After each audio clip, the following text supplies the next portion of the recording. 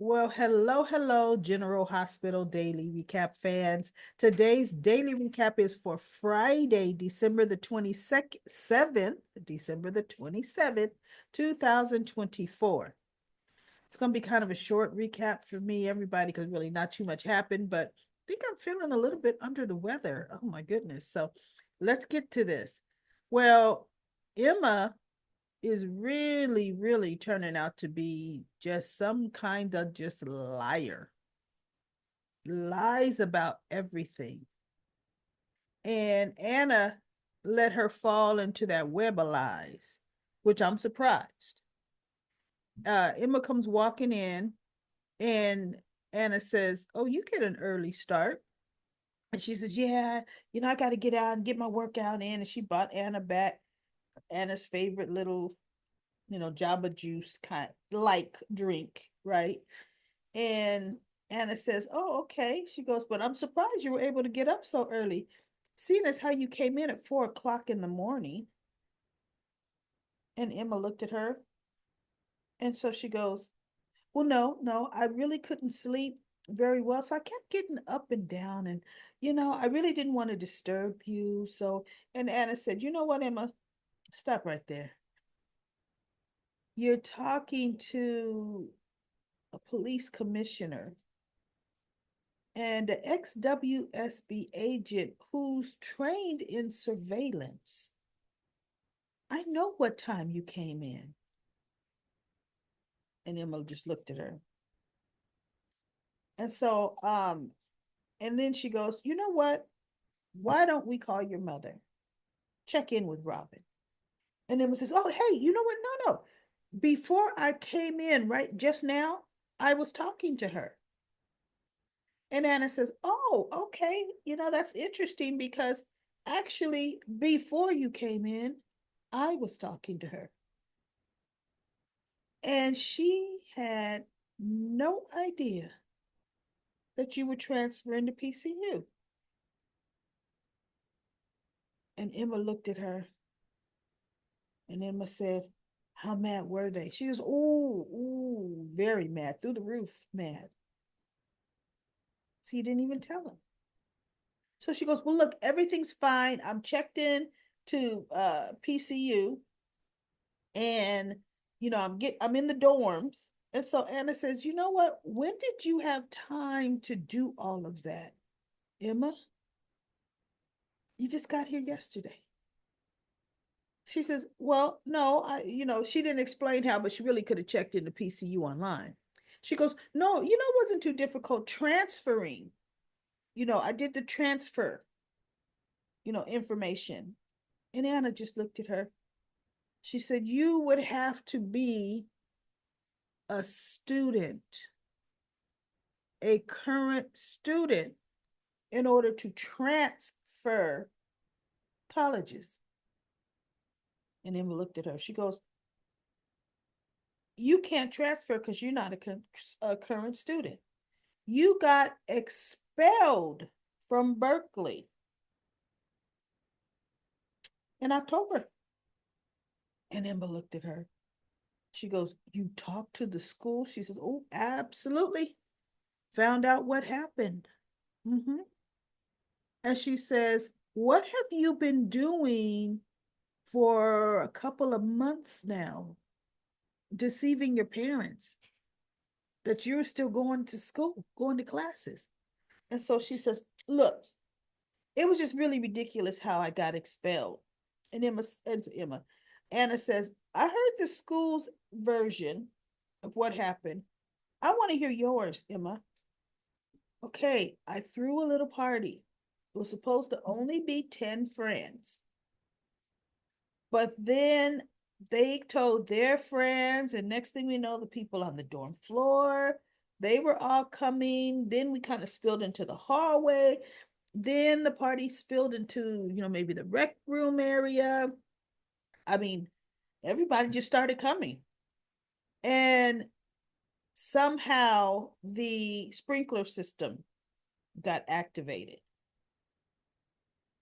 And so Anna says, "Yeah, causing major damage to the facility."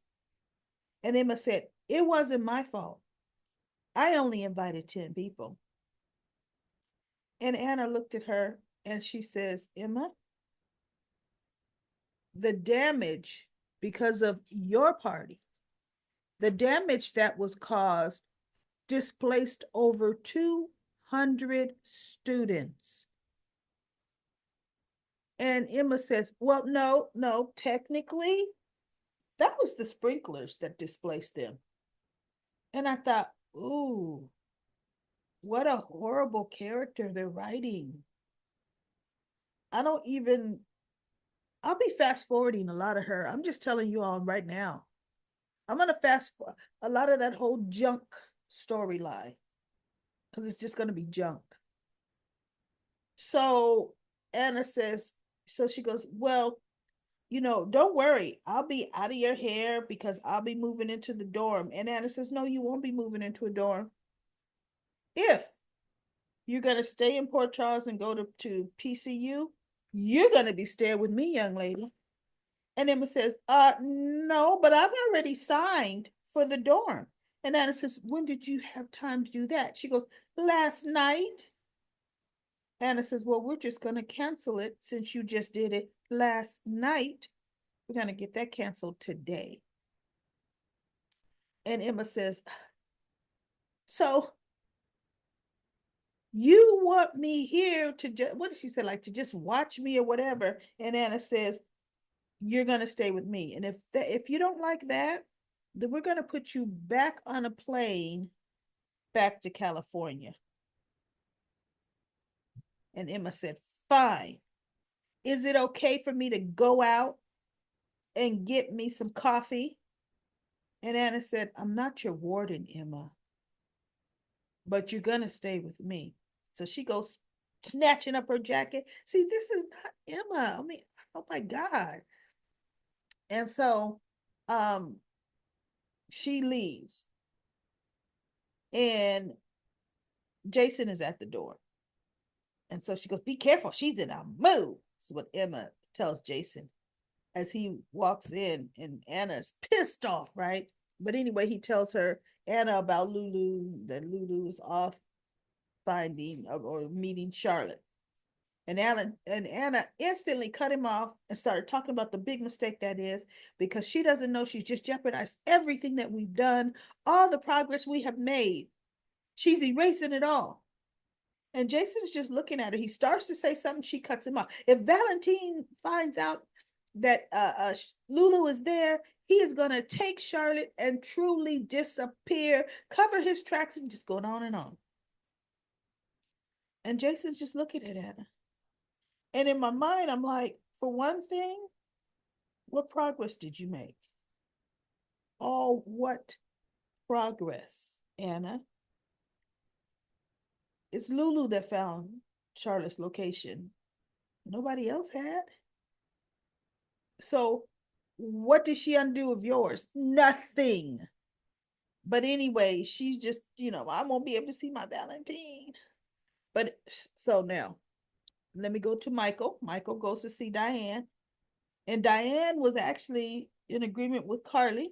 She's saying that was the wrong move for you to let Willow take possession of the children. They should have stayed in their home. But nonetheless, it's not, hopeless. And so he told her about the tape and he had it for a couple of weeks. She goes, why didn't you say anything before then?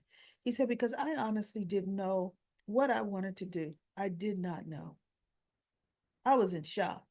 Tracy accidentally played it. And so what she said is she goes, Michael, whether you intentionally had it played or somebody accidentally played it, the fact of the matter is that a intimate act was played in front of an audience. See, Martin is going to argue that was vindictive on your part. And that's not going to look good because I'm surprised she didn't say revenge porn, right? You're getting revenge by showing that. I'm surprised. She said, it's not going to look good. It looks whether Tracy did it or not, that can backfire on us. So she says, but oh no, I want to know, what do you want to do? He says, I want to work it out with my wife. And Diana, she says, well, I hate to say it, it don't look like Willow is getting ready to work or wanting to work things out. It looks like Willow is gearing up for a fight. And so she says, and looking at the way this is worded, doesn't seem like this is Willow. So this seems like this is Nina's doing, her mother's. And Michael says, I thought so as well. And Diane says, in what I hate to say it, Nina has deep pockets. And Nina is going to fight you tooth and nail.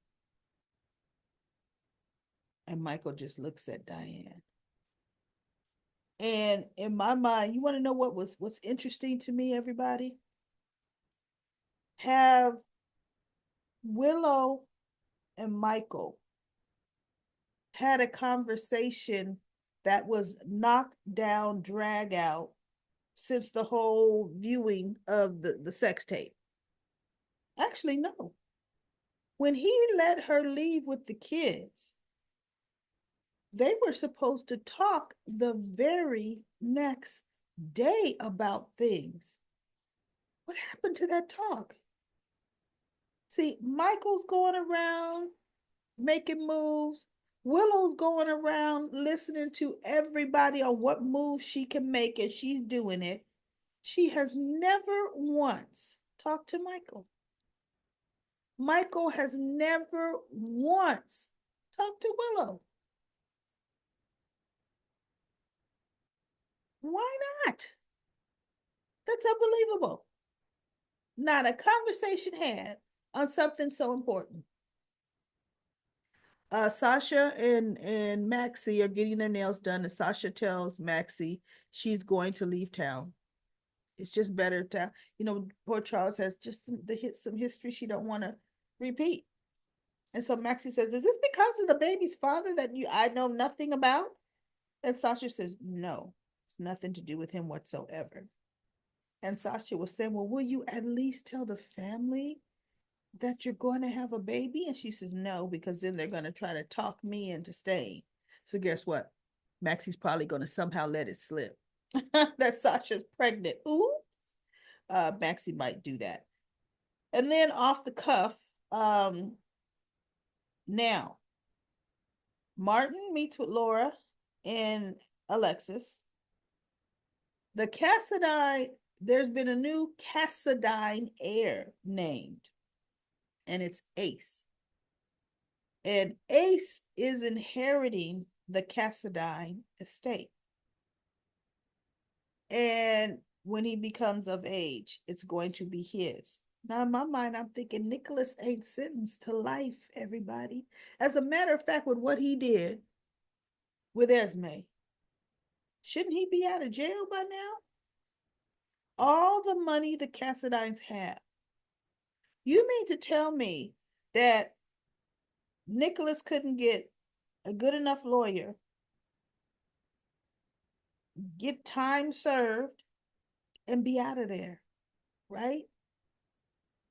As a matter of fact, Esme didn't even press any charges against him. Amnesia, right? Okay. But what I'm saying is, no, he should be out. Ace is not the one that would inherit everything. But I guess they're shoring up stuff because Nicholas could get killed in jail. Maybe. I don't know. Okay. So Laura's like, no, I don't want him to have access to any of that money. He doesn't need that money. Kevin and I could take care of him. How much money does Laura have? Laura Collins doesn't have a lot of money, and neither does Kevin. Now, I know what she means. That kind of money can corrupt, but you know what? That kind of money can also do very well for people. Laura would be the one nurturing little Ace, her and Kevin raising him. Wouldn't be raised like Spencer, where the butler raised him. Nicholas was around. But you know what? I was going to say, Laura doesn't have a good track record with her own kids, but you know what? She and Luke were on the run with Lucky. And then she had Lulu. They settled down. And then for a year, she was, in the middle and I'm going to split hairs with Laura. But that's that child's inheritance. And in the paperwork, it lists Alexis as his the executor of the money. And Alexis is like, I don't want to have nothing to do with Cassadine money. Right? And so she goes, look, we can give it all the way to charity, all the way to charity, Laura. And Laura's like, oh my God, that's right. Let's find a charity. And Martin says, Alexis, you know better than that. You can't touch that money. You're just the executor. That money will be put aside until the boy becomes of age, and then it will be his. Now, when he is of age, if he chooses not to want to have to do with any of that, that's up to him. But until then, it's his. And so Alexis is signing paperwork a little bit later, and she goes, wait a minute. This says Windermere. Windermere is Ava's. Martin looked at Alexis, and said, not anymore, it's not. And Alexis says, well, why didn't you lead with that? I'll happily sign. She got something from Ava? Oh, she'll happily sign that, probably rub it in Ava's face. But speaking of Ava, she meets with Trina. She couldn't give Trina her year-end bonus. She normally gives her a big check, which you never could have told her by Trina. But she gave her an expensive piece of art. And she said, yeah, her whole divorce settlement got reversed, you know. Well, for one, that was never all of Ava's money. For two, let's talk about how could that happen? How can you take back money when the money is already in another person's bank account, unless you the IRS? The money's in someone else's bank account and has been there forever. Her initial divorce settlement was a year ago. Okay, how can you take the money back? That's illegal. How can plus Windermere was sold, and Lucy brought Ava a big fat check for Windermere, which Ava deposited. Now, why Ava kept going in and out of Windermere, I don't know. But she sold Windermere. Remember, we were all said, who was the mystery buyer of Windermere? That's a whole huge chunk of money deposited into a bank, and that check cleared months ago. How can some entity other than the IRS have the ability to come into Ava's checking account and take money out? Withdraw almost everything, pretty much. How does that work? I don't get it. And that's highly illegal. Now, yes, we know things can be reversed, but through a court of law, right? Doesn't there have to be legal proceedings nullifying and voiding different actions? It don't just happen and everybody accept it as fact. I don't get that. And so Ava told Trina, she's got her lawyer on it trying to sort things out, but until then, she's just going to have to wait. I'm thinking, okay, that don't sound right to me. But now let's go on to the main event. Lulu and Charlotte meet. They hug each other. They're talking. Charlotte's telling her how much she was, wishing for her to wake up.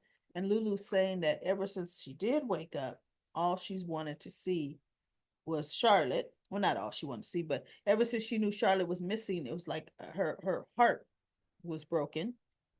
And she was saying, at your age, a girl needs her mother. Girl needs her mother, someone to talk to.